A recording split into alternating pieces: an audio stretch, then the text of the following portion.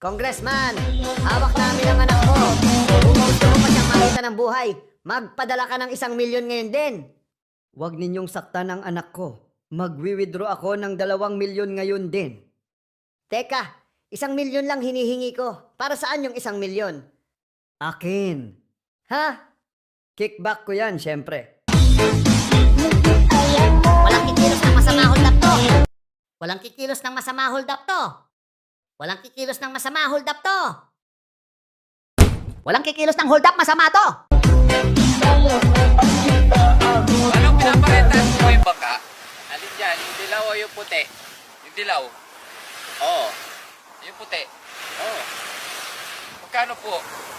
Yung dilaw o yung puti? Yung dilaw? 600. Yung puti? 600. Ilan po ang kakasya? Yung dilaw o yung puti? O yung dilaw? 4.